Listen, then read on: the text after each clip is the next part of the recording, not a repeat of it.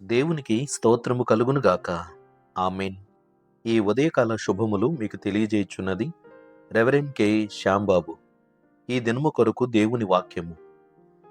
యెహోవా ఉత్తముడు, శ్రమదినమందు ఆయన ఆశ్రయదుర్గం.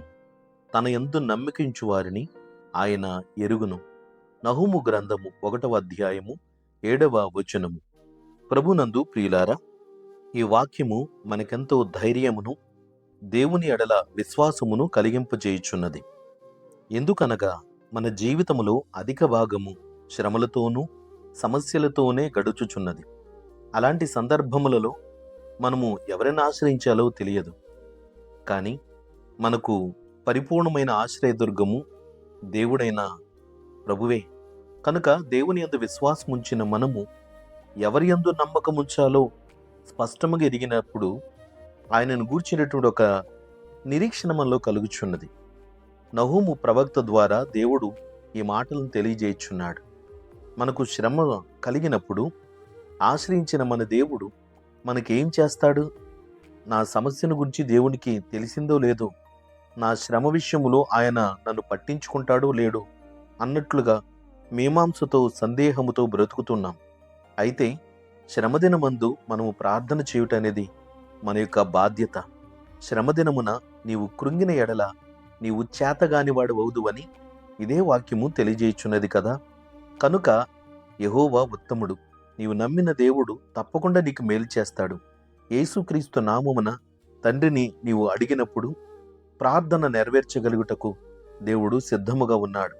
అయితే ఆయన నన్ను సరిగా ఎరుగలేదు, పట్టించుకొనలేదు అనుకుంటావు.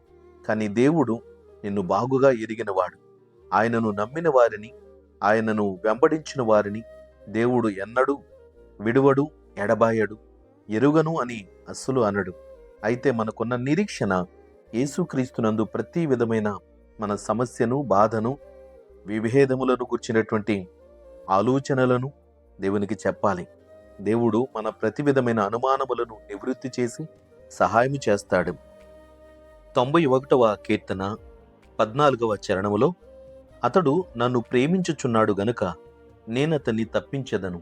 అతడు నా నామం నెరిగినవాడు గనుక నేనతన్ని ఘనపరిచెదను. అతడు నాకు మొర్రపెట్టగా నేనతనికి ఉత్తరమిచ్చెదను. శ్రమలో నేనతనికి తోడై ఉండెదను. అతని విడిపించి అతని గొప్ప చేసెదను. దీర్ఘాయువు చేత అతనిని తృప్తిపరిచెదను. నా రక్షణ అతనికి చూపించెదను అని దేవుడు ఈ వాక్యం చేత భరోసా ఇస్తున్నాడు.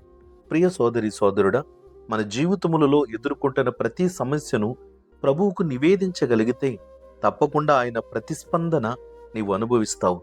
ఆయన నిన్ను మరిచిపోయేవాడు కాదు, నీవెవరో తెలియదు అనేవాడు కాదు. మన బంధువులలో, స్నేహితులలో చాలామంది మనము సంతోషంగా ఉన్నప్పుడు, మనము అధిక స్థాయిలో ఉన్నత స్థితిలో ఉన్నప్పుడు వారు మావారి, వాడు నాకు తెలిసిన వాడి, వారు మా ఊరి వారి అని చెబుతూ నేను ఎరిగిన వారిని అంటారు. కానీ శ్రమ కలిగినప్పుడు, సహాయం కొరకు నీవు వారి యొద్దకు వెళ్ళ ప్రయత్నం చేసినప్పుడు అతడెవరో నాకు తెలియదు అన్నట్లుగా తప్పించుకుంటారు. కానీ నీవు మనుషులను నమ్ముకున్నట కంటే దేవునిని నమ్మి ఆశ్రయించుట నీకు మేలుకరమై. యోహాను సువార్త 10వ అధ్యాయము 27వ వచనములో, నా గొర్రెలు నా స్వరము వినును, నేను వాటిని ఎరుగుదును, అవి నన్ను వెంబడించును. నేను వాటికి నిత్య జీవమునిచ్చుచున్నాను గనుక అవి ఎన్నటికి నశింపవు, ఎవడునూ వాటిని నా చేతిలో నుండి అపహరింపడు అని ప్రభువే సెలవిస్తున్నాడు. కాబట్టి ఇంత గొప్ప ధైర్యమును, ఇంత గొప్ప బలమును ప్రభు వలన మనం పొందుచున్నాము. కనుక నిరుత్సాహపడకు. నన్ను ఎవరు పట్టించుకునట్లేదు, నా దేవుడు ఏమయ్యను అని ఏమాత్రము నిరుత్సాహపడవద్దని ప్రభు వాక్య ప్రకారముగా ఈ మాటలు తెలియజేస్తున్నాం. స్నేహితుడా, సోదరి, ధైర్యంగా ఉండండి. నీ ప్రతి శ్రమలో ప్రభువుతో మాట్లాడండి. ఆయన నీ ప్రతి బాధను, వేదనను ఎరిగినవాడు.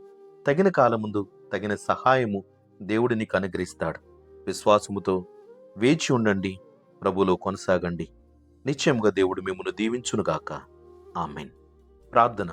ప్రేమగల తండ్రి, ఘనమైన దేవ, నీ పరిశుద్ధ నామమునకు స్తోత్రాలు. తండ్రి, మరొక ఉదయమును మా జీవితములో ప్రసాదించినందులకై కృతజ్ఞతా స్తోత్రాలు చెల్లిస్తున్నాం. ప్రభువా, ఈ ఉదయకాలమున మీరిస్తున్న వాక్యపు భరోసాను బట్టి మేము ధైర్యం తెచ్చుకుని మునుముందుకు సాగడానికి నిశ్చయించుకొనుచున్నాం. ప్రభువా, ఈ లోకములో మమ్మను ఎవరు ఎరుగకపోయినా మమ్ము నెరిగిన దేవుడు నీవున్నావు. కాబట్టి ధైర్యముతో నిరీక్షణతో ముందుకు సాగుటకు మాకు సహాయం చేయండి. నేటి మా కార్యక్రమములో పరిచర్లో నీ కృప తోడుగుంచుమని ఘనత మహిమ ప్రభావములు నీకే చెల్లిస్తూ యేసుక్రీస్తు నామమున ప్రార్థన చేయుచున్నాము తండ్రి. ఆమేన్.